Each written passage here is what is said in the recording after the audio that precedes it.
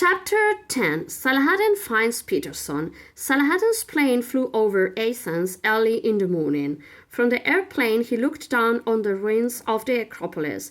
They looked wonderful in the early morning sunlight. But Saladin was not a tourist. He was a detective, and he had to find Peterson. Saladin took a taxi from the airport to Piraeus, the seaport of Athens. He got out of the taxi at Piraeus and went to an office at the dock gate. "What time does the Syria arrive from Alexandria?" he asked. "At midday," was the reply, "and it leaves again for Venice at 4 o'clock. It was only 6 o'clock in the morning. Saladin had a long time to wait, but Piraeus is full of small cafes and restaurants. Saladin passed the time drinking coffee and sleeping. At 11 o'clock, Saladin walked back to the docks. He tried to walk through the gate, but a policeman stopped him.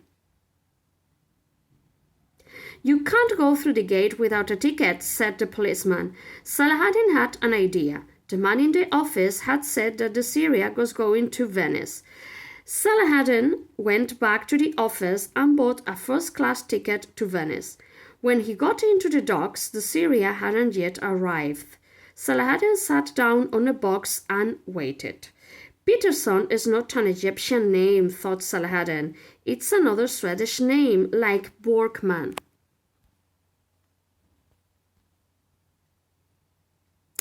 "Perhaps Peterson is Swedish also. I look for a man with fair hair. He will be carrying a box." The Syria was half an hour late. It arrived in the docks at 12:30.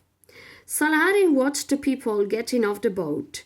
They were all Egyptian. There were some men with their wives and children and many students. There was no one who looked Swedish.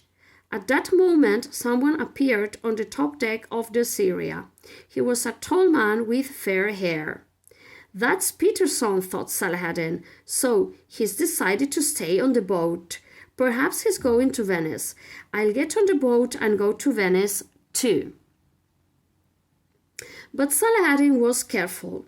Perhaps it was a trick and Peterson was going to get off the boat at the last moment. Saladin waited, but no one else got off. At 5 o'clock, Saladin got on the boat. The gangway was taken down and the Syria was ready to leave. Saladin went to the ticket office on the boat and showed his ticket to the officer. "I've just got on the boat," said Saladin. "Can I have a cabin, please?" "You are traveling first class, sir," the officer said. "You can go into cabin 22. It's just under the top deck." The officer turned to get the key for cabin 22. "Wait a moment, sir," said the officer. "I'm sorry, I've made a mistake. Cabin 22 isn't empty. Mr. Peterson's is in cabin 22. He's decided to go on to Venice, but cabin 23 is empty. You can't go there." Saladin took the key from the officer, went to cabin 23, and sat down.